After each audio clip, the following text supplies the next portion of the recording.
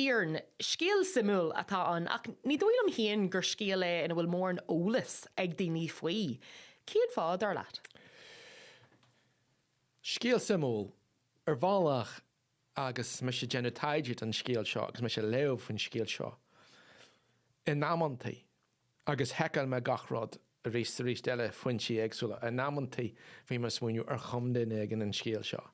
Mar bhálach tá sé cinál seafateach ar bhálach ach tá sé fíor.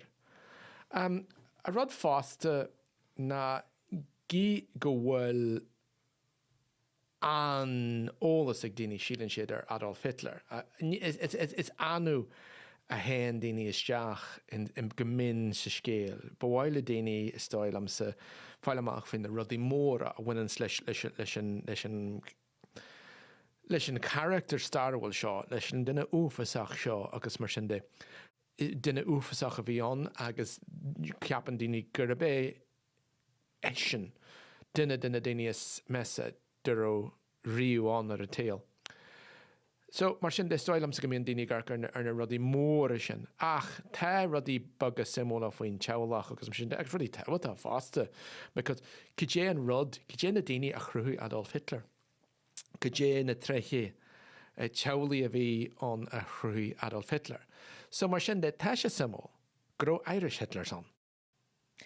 Cai mé gur buinú siar as am híon nar a thula mé an scéal agus ní dóil am híon goró, ní sagan goró an nasc sin an idir Adolf Hitler agus an na rudí uafásacha a bhí ar siúlaige agus tar nó an tír beag seo ar imil na Eorpa.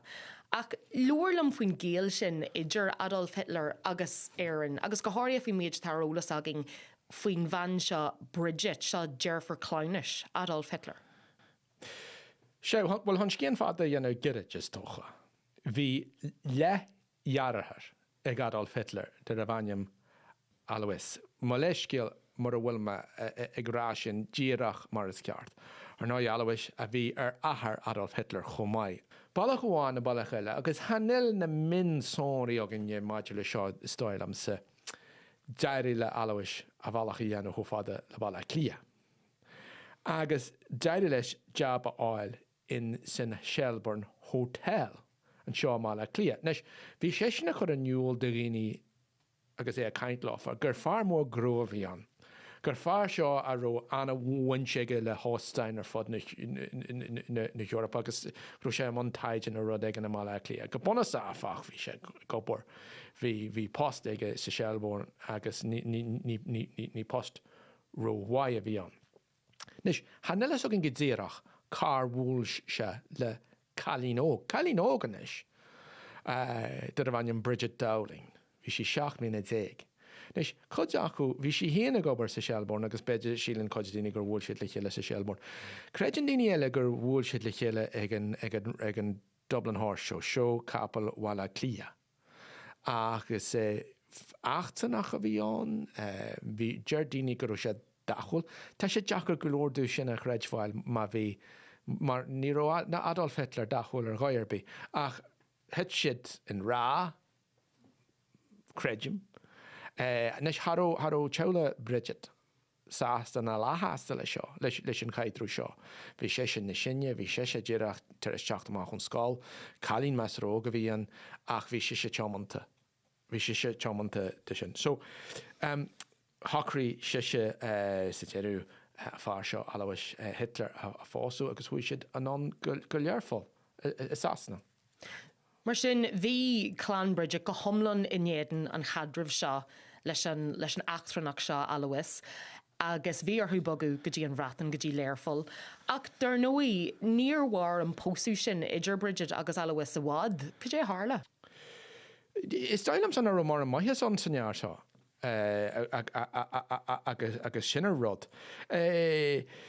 Mar a dúirt tú an teola Dowling seo as deisceart na carthraach seo as Balls Bridge iad go buna sach rinseid san gachíireacht an rud seo stopú. Agus dúirt ahar Bridget Dowling, bhí sé sin ar bula faoin rud sear fád, dúirt sé go gotide fúdach i lé Hitler, Alois Hitler, muna nairóte as I géir bheith le nín sige.